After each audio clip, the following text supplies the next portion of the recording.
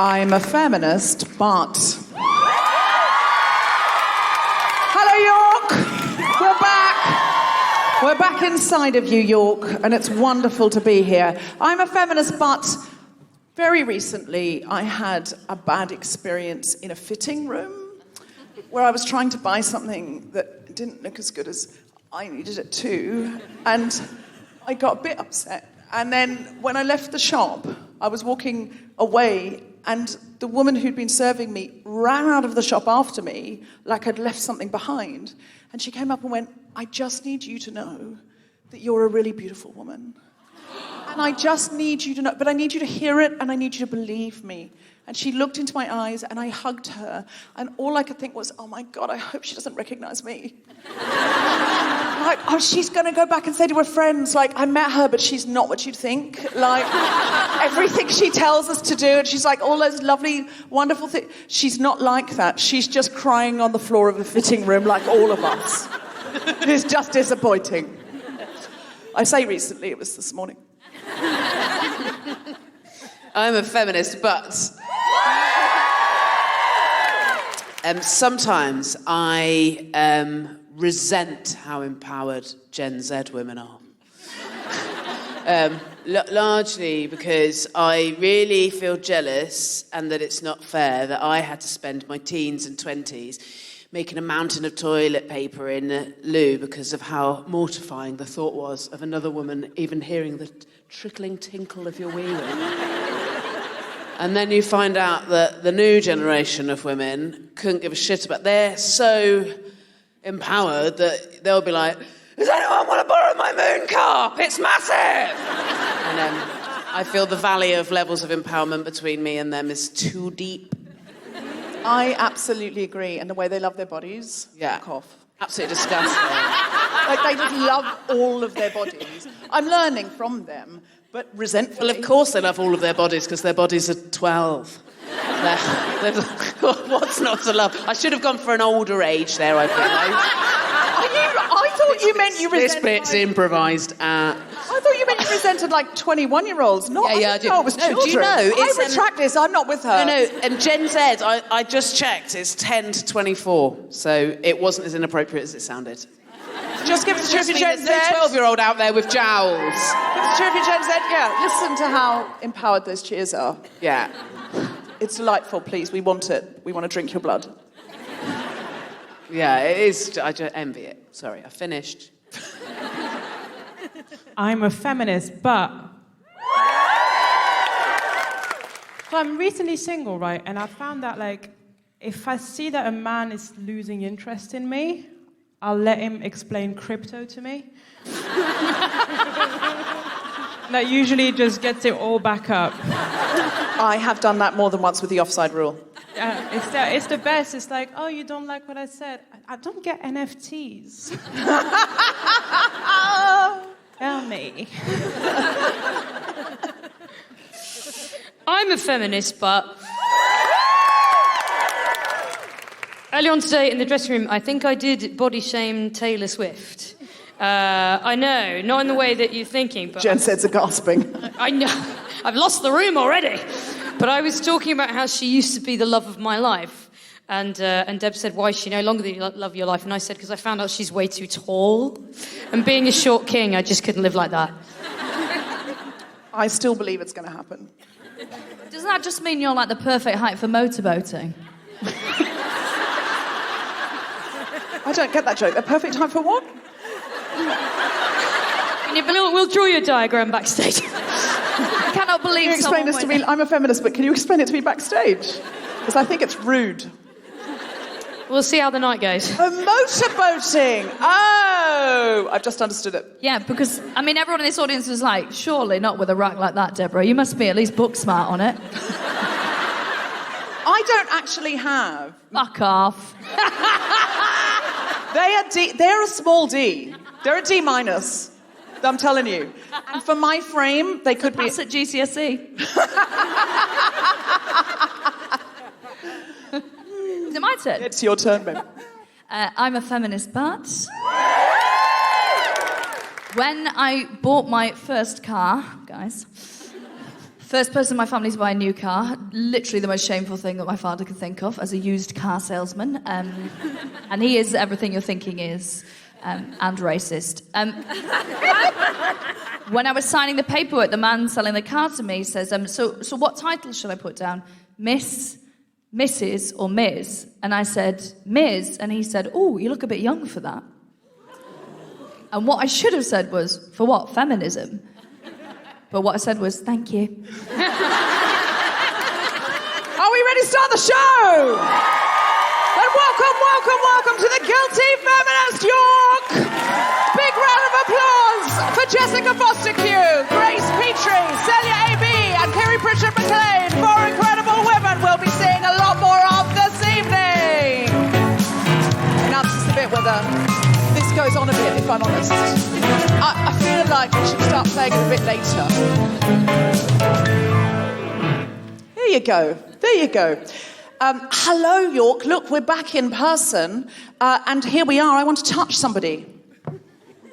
Thank you. Don't worry, it's not a biblical healing. But I do have an incredible cape. Not all superheroes wear capes, but a lot of us do. And I wear this mostly because I want you to feel you've had your money's worth. You know, you've come out. Some of you have booked a babysitter. I want to make an effort. If you want one of these, Despicable Daisy on Etsy, I'm not advertising for her, just people ask, people tweet every night, I'm saving you time. Just give us a cheer if you listen to The Guilty Feminist. Give us a cheer if you don't know what you're at. Okay, notice how those cheers do sound less feminist. And less empowered. That is very true. So this is a podcast about our noble goals as 21st century feminists and our hypocrisies and insecurities which undermine them. That's right, my friends. And tonight, we are here recording live in York. We're very, very, very excited to be here. I wanted to start the show by asking, has anybody done an act of feminism recently? And I ask this with a caveat. I'm going to ask you for an act of feminism that you would feel would intimidate nobody. An act of feminism that anyone in this room could leap over. An act of feminism that will encourage others to say, I can definitely do better than that. Has anyone done such a mini act of feminism they'd be happy to tell us about? Oh. Okay, you got your 13-year-old son to stop being a dickhead. Could I ask further questions? Already they're very happy about it. In what ways was this dickheadery manifesting itself? Yes. He's very, very into her and wants her to spend all of her time with him. So when they spend time in a group, he is kind of monopolizing her time together. She messaged him to say, hey, I like you, but I also like my friends, and we can do both. And he basically immediately started telling her that he felt really terrible and he was such a bad boyfriend and cried. And I told him he was being a dickhead and he needed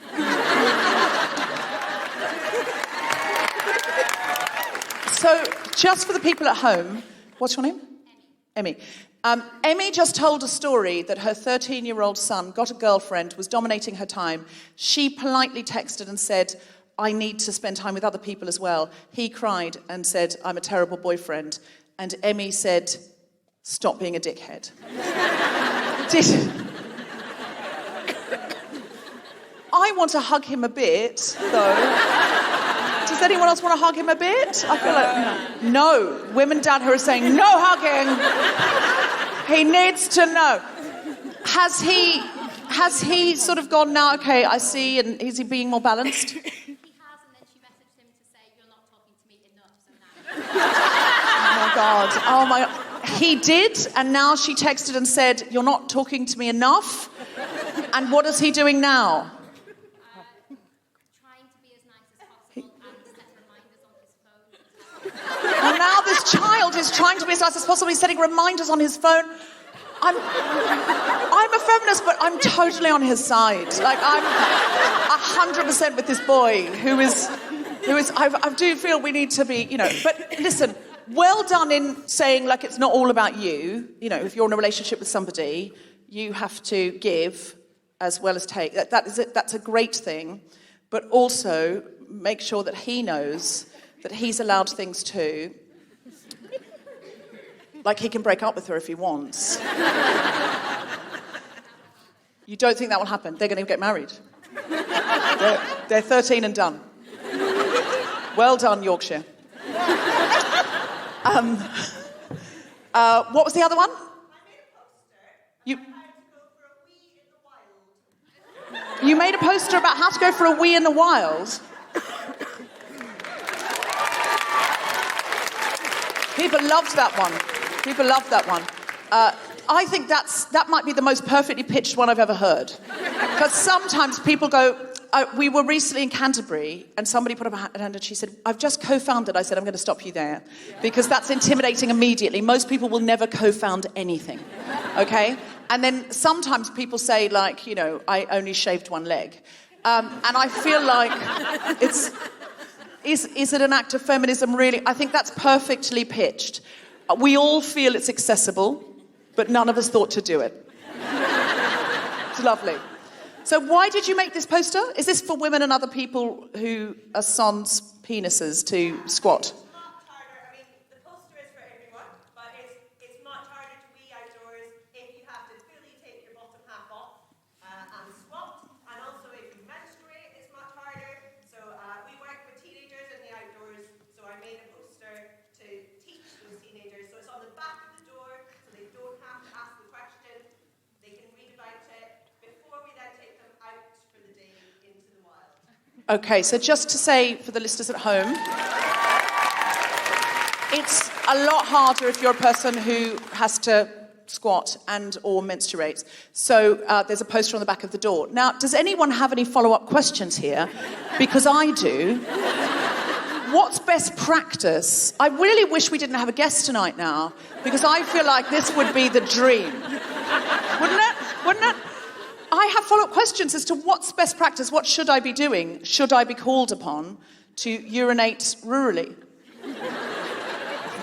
If that were a thing. I'm not a very rural person, I'll be honest. I'm not very, you know, I'll go for a walk in the country and enjoy that very much, especially in lovely Yorkshire. Love it, absolutely. But I won't walk very far from a lavatory. I'll walk in a lavatorial radius. Does anyone else feel that? Yes, absolutely. If you just give us a cheer if you're the kind of person that needs to know how to urinate further away because you might go wild.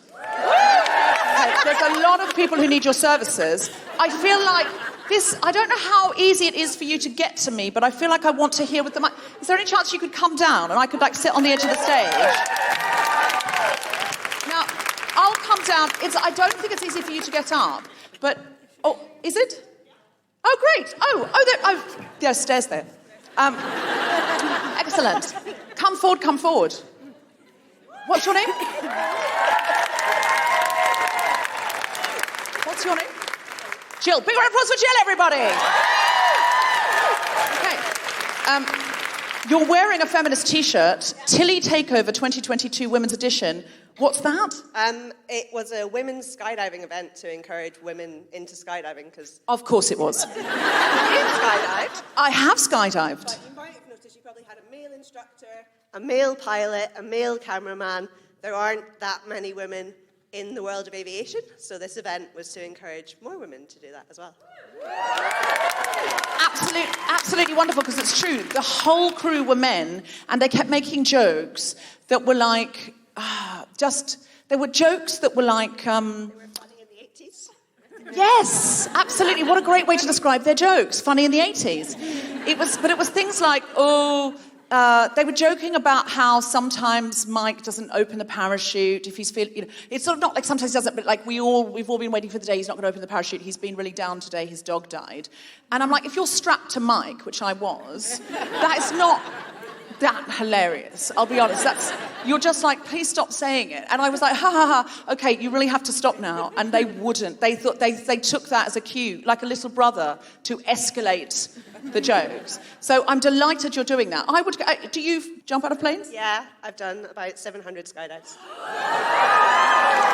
Could I do one with you? I'm not an instructor, but I do have friends who are women that you could go and skydive with. Really? I could do a lady drop. Yeah, with a lady. So we had a lady pilot and everything. Did you? So the whole crew? Could we do a Guilty Feminist sort of collaboration? Because I would jump again. I absolutely loved it. You were so interesting that we've got you here to talk about one thing, and we're actually talking about another. Just come and sit down. Stuart's saying we don't have time. Oh no, he's not. He's saying have a microphone. Come and sit down, Jill. Is he bringing us a microphone? I don't know. We will have a... No. Okay, let's just keep going. Okay, so now you're up here. Is there any way we could demonstrate? Thank you so much, Stuart. What's the way to pee in the wild if you're a woman or another sort of person who needs to squat? So the first thing you need to do is to find a sheltered position. Sure. So Key. behind a wall or a bush is good. Yes. And then, important things to consider, put your bottom downhill of your feet. Oh. So you don't end up in a puddle. Great tip. Or, if you're someone who wees standing up, you have to think about the wind direction because you don't want it to blow up back at you. Thus the idiom pissing in the wind. And then you have to squat, which is the hardest bit of the whole process. Okay, you're in a denim skirt, so you may not want to show us now. But what's the deal with that? You need to squat to get your bottom as far back as possible so you don't wee on your own clothes and your own shoes. So you might also want to, we put on our poster, that you might want to pull your clothes forwards a little bit as well. So it's clothes forward, bum back. Exactly. But downhill the wrong way. Yeah. I already see a scene in a sitcom that's beginning... So you can, if there's a handy tree, you might want to brace yourself against a tree for some support. Okay, so squat and brace. Yeah. Okay. These are very useful suggestions for all the people who cheered and said they would be peeing outdoors. I will never be doing this, Jill. Never. Skydiving, but not weeing in the wild. I would rather pee falling out of a plane, honestly. I am not at all interested in peeing outdoors, but I am interested in feminism. Yep. Some of these people here are natural campers. And it's why they live in beautiful Yorkshire, no doubt. So we put the poster on the internet. Yes. For anybody to download for free so they can all have the advice. Oh, great. Okay, so where do we go if we want to see the pictures and the diagrams? You go to the Cranedale Centre website, which is cranedale.com. Cranedale.com. That's my colleague cheering me. Yes, great. And you have to find the download section, and it's in the student downloads because we work with lots of young people. Feels like you've buried it quite deep. I feel it should be on TikTok with videos. Can you tell that the top of our business is not females?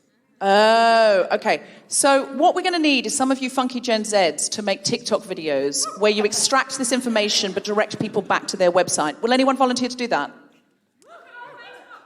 Look at our Facebook page. Okay. Cranedale Facebook page. It was Cranedale. How do we spell that? Like the bird, the crane. Yeah. And then Dale, like the Yorkshire Dales. Okay, great. So look at Cranedale. But if any young child person would make it into a TikTok video with, say, maybe turn it into a dance. These are just suggestions, gang. But I hear they're very popular on the Tik and the Talk. Jill, you've been phenomenal. Thank you very much. Bigger applause for Jill. We have never done that before. We've never, ever had anybody out before. But it was too good to pass up. Now, I'm going to need some help it's got to be a straight cisgendered man, and I'll tell you why. I've started trying out experimentally something called human Google. So say we need to know something really quickly, we ask human Google. And the reason it has to be a cisgendered straight man is I tried to get women to do it and they wouldn't interrupt. So I would come back to them ages later and go, did you find out? And they'd go, oh yes, but I didn't like to say because you were doing something else. Now what I've found is if I get a straight man to do it, he has absolutely no problem with just going, I found it, even if it's in the middle of a punchline. Doesn't care. So I'm going to need a man to volunteer, a straight man to volunteer, a man who likes to be right and doesn't mind interrupting. Any volunteers? Yeah, I've literally never had to wait longer than half a second. So you've said yes to that? You enjoy that? You enjoy those things? Okay, what's your name? Matthew. Okay, great. And Matthew, this is how human Google works.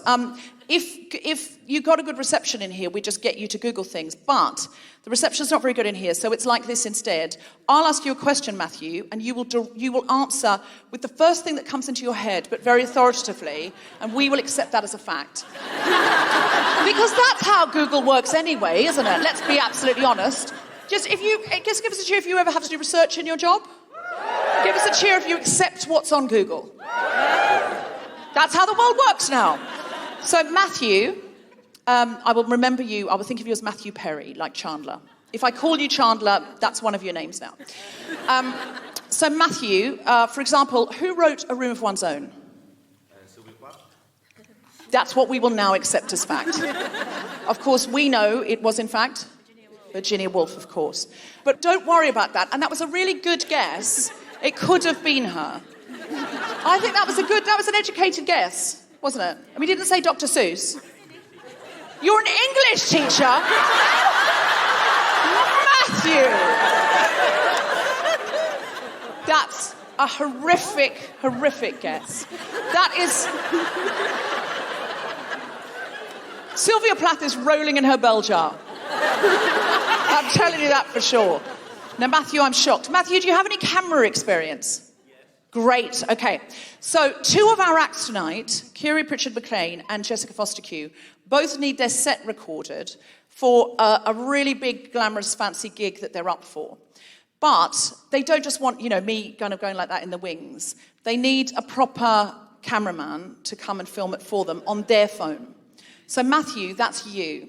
And the reason that's you, normally I would obviously open it up to the crowd if anything like this happened, but because you're an English teacher who doesn't know the difference between... An English teacher who's obviously a feminist, because you're here. Are you in fact a feminist? Don't applaud him before he said he is. The bar is so low for men. He's here! He came! Oh, God! He's picked up his own baby! Oh, he's an amazing feminist! Stop applauding him, he didn't know Virginia Woolf! Jesus Christ, the bar is low for men. Matthew. Would you call yourself a feminist? You're trying. It's not the right answer, Matthew. If I were at a men's rights activist conference and someone pointed at me and said, "Are you a men's rights activist?" I'd be like, "Yes, I fucking am. I love more rights for men." The confidence of a man to go, "Not really. In this room, you could be killed. There's enough of us. If we just did a slight crush in your direction, no one would go down for it, Matthew. We wouldn't be..." Now, Matthew, you're trying to be a feminist. You're doing your best. Are you? If one of your English students said they were doing their best, but they thought that Charles Dickens had written 50 Shades of Grey, would you be like, a B, fine, 6 out of 10? No, you wouldn't. You'd be like, get out of my classroom. Go and come back when you know the name of the author, wouldn't you? Yeah, okay, great. So, Matthew, you are now in charge of filming. Have you genuinely had any experience filming?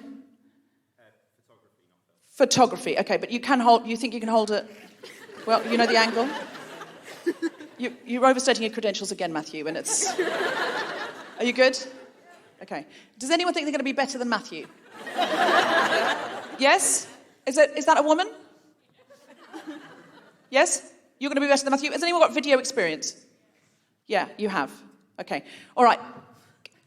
Jess, do you want it to be funny because it's Matthew, or do you want it to be good because this woman is a videographer? Good. Okay, what's your name? Ali. And you've done this before? Only for work, not in a... She's been very...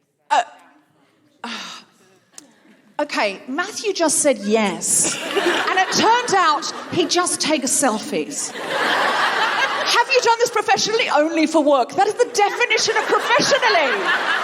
That is what professionally means. I don't... women, really, We've got to sort this shit out. There's so much work to do. Roe versus Wade on the horizon, and we've got to be... Come on, people. All right. So, Ali, have you done this professionally? Yes! Yes, you have. So, Ali, would you mind... I don't know, where would you like her, Jess? Just where she is. Stuart's saying where you are. But we've got to get your phone back to her, yeah? Yeah, okay. All right. Feminism will get the phone back to you. The sisterhood will take it back. You're actually in a good place to shoot this, I think. Okay, can I have your phone? Stuart's doing it. Stuart's doing it. The patriarchy's here. Okay. All right, so Stuart, where are you? I can't see, Stuart. What's happening? Yay! Come on, Stuart. All right, so that's where Ali is. Now, Ali, we need to know you are recording and you feel comfortable, because I don't want you going, oh, no, I didn't really get it, but I didn't like to say. I don't want that. Ali, who's your friend? Donna. Donna, you seem very authoritative when it comes to Ali. I'm sure you apologise left, right and centre for yourself, but you believe in Ali. So can you make sure, quality control, that if Ali doesn't know what she's doing, if something goes wrong, you just shout out, okay? Because it's important. This is feminism at work. Together we're going to get Jess Fostekew an incredible job. A job that means she's going to get paid a lot of money and flown to a very glamorous location. A job that means she gets time off from her small child. Do we understand the stakes? Okay, all right. Are we ready? Is it going? Is it recording? Is it red? Oh, and she's put the light on. She does know what she's doing. Okay.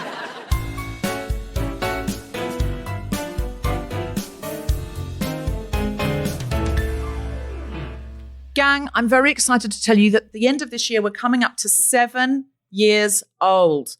That's right, we are having an enormous, great big monumental guilty feminist party and show at the Hammersmith Apollo. Yeah, like where Live at the Apollo is, but it's all guilty feminist comedians, acts, and exciting guests I can't even tell you about yet. Now, it's going to be on the 1st of October on a Saturday night. Come one, come all. So get your WhatsApp groups together. Get tickets now before they all go, because it's going to be a one-night festival of feminism, fun, and refuel for the resistance.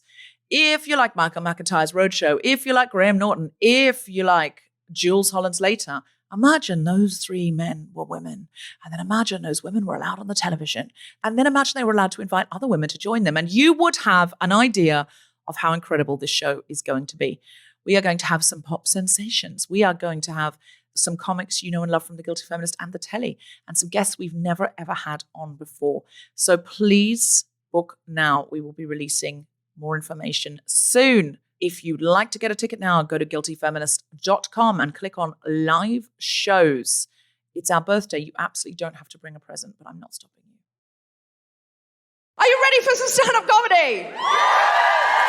Then please welcome to the stage a guilty feminist absolute favourite, a legend. You will have seen her on QR. You will have seen her on Live at the Apollo. But now you are seeing her live here at the York Barbican. And the guilty feminists, put your hands together and make incredible woohooing noises for one of my very favourite comedians in the world. It's Jessica Fostekew!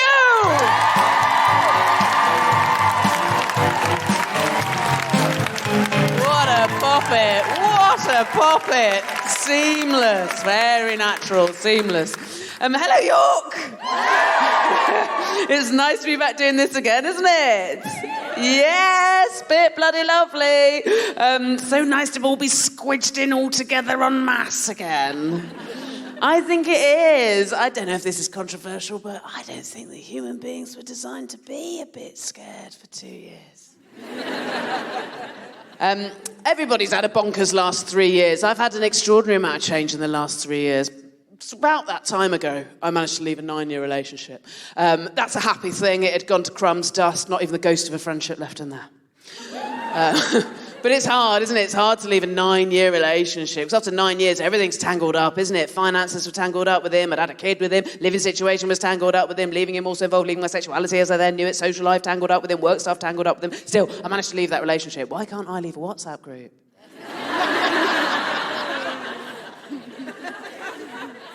I can't. Eventually, it's going to have to get to the stage where I'm in them all. 9 years is a long time, though, to be out of the dating game. And, it had changed. Crumbs alive, it had changed in 9 years. I hadn't expected it to go 100% online. I knew it might go like a load more online, because that's obviously the way the world is going, but not 100%, because young people in here won't know this, but in the olden days, if you met your partner on the internet, you were a freak.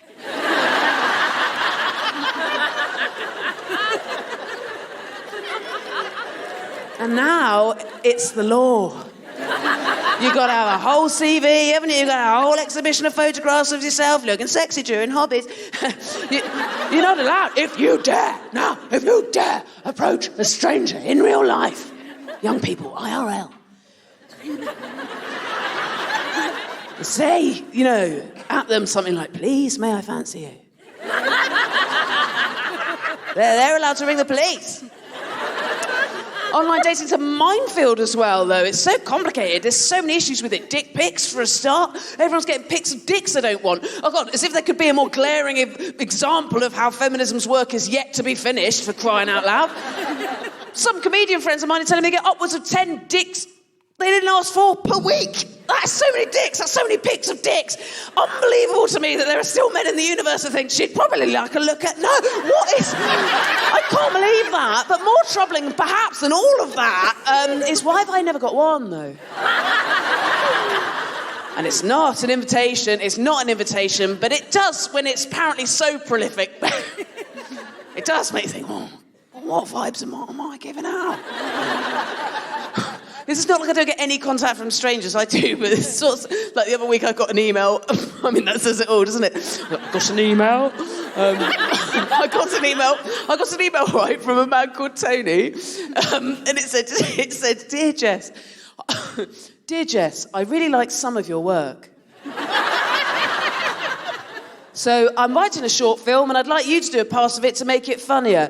I've got a budget of £40. I need to talk to you about this today or tomorrow, Tony. And I found that so insulting. I'll be honest, I'd rather see a picture of his horrible little widge. That's awful. And I wish I could channel the confidence of younger women when it comes to online dating. I think I struggle with the fact that you're meant to be so sure of what you are and want, aren't you? And the confidence I'm very lucky. I've got two Gen Z sisters. I wish I could be as fierce as them. One of my sisters started university recently. Before she went, I took her for lunch, right? And nothing makes you feel old like when you catch yourself saying to a 19-year-old, so are you seeing anyone? You seeing anyone at the moment? And how cool is this? 19, she went, oh, God, no. She went, I find boys my age pathetic. She went, I'm just going to have like a hot girl summer.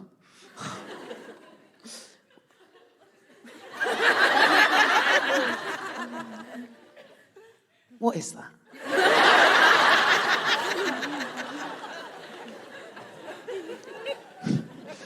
I've Googled it and I'm not sure anyone knows. But from what I can see, it looks exhausting. And I'm not sure if it's appropriate for me. I think perhaps I'm just going to aim for like a warm woman's spring. But with the old dating, I decided to try and be honest. I think you've got to try and be honest. But, I say that. I tried to be honest, but also I did also want to get picked. You don't get fancy, don't you? Get swiped up or whatever it is. I wanted to get chosen. I did want that. But how do you be honest about like having a young child and being a stand-up comedian whilst also making yourself sound like a catch? I'm available for sexy dates between 9 a.m. and 3 p.m. My lexicon is so sanitised by parenthood that the other night I said goodbye to a taxi driver by going, night, sleep well. And the biggest slap round the face I got that dating was going to be different this time round, 9 years on with my life where it is now, was this, right? So historically, whenever I've been single, I've really enjoyed putting it about. Fucking loads of people. No shame in that. It's 2022. Borderline pride, arguably, I'd say. No one was harmed in the making of that fun. Yum, yum, in my vagina. But it's meant that once or twice in my life I've had to do the awkward but responsible thing of phoning someone up and saying, well, one of us has given the other one some kind of STI. It's embarrassing, isn't it? But it's only grown-up thing to do. Well, this time round, I genuinely had to phone someone and say, I'm so sorry, but I'm pretty confident I've given you nits.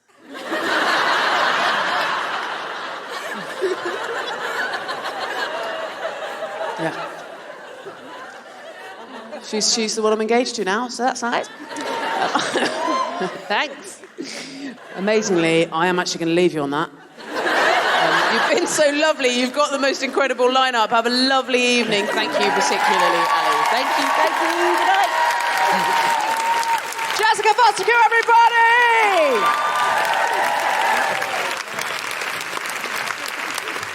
And Stuart, in record time, has taken... How did the recording go? You think you've got it? Excellent. I feel like you should get a free drink or something, because I just realised we made you work during the show. And I don't want you to think you've been treated like a human tripod but it is feminism, because Jess Fostekew is probably going to get that job now because of you. She'll do some kind of shout out at that point to you on the podcast, and it'll come back to you in some way. But would you like a free drink? Yeah. Okay. Is there a bar? There must be. It's the Barbican. It's fancy, isn't it? Yeah, the Barbican's posh, isn't it? No. In London, the Barbican's posh. Is it not posh in York? I was told it was posh, and that's why I came. I wouldn't have agreed if I'd known it wasn't posh. Who said that? Do you know what I don't like, though? I don't like is that... love it here, Barbican. Thank you. Have me back, please. And you've all been so lovely. But I don't like how high raised the stage is, because all the people sitting here in the front row, I know that what you have is the same view I have when I accidentally open my camera phone the wrong way and go, oh my God! Do I really look like that's how you... And I need you to know that I'm about 85% more attractive than you think. Jill, I'm more attractive up here, aren't I?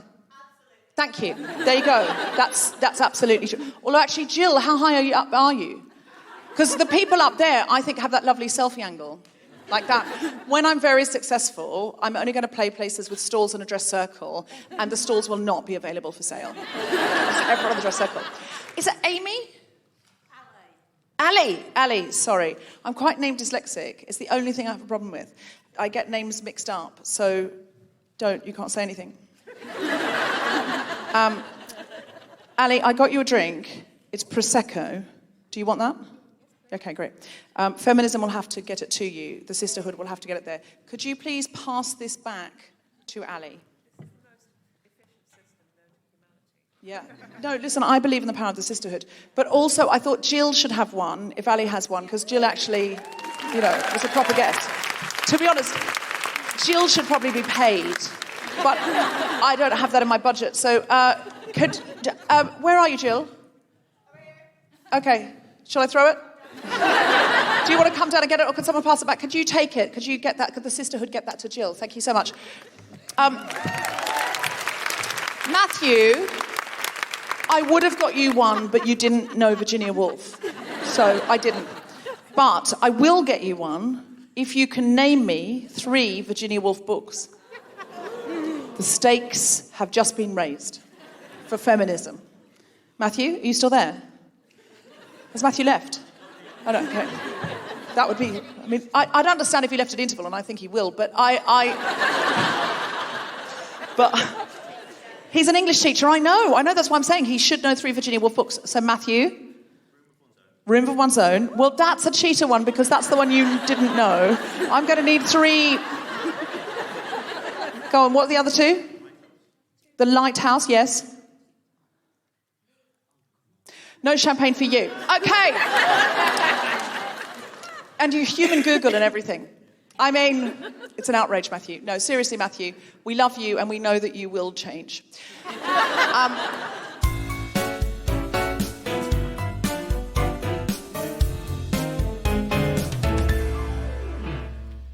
So that was the first half. Join us for part 2, which should be in your feed right now.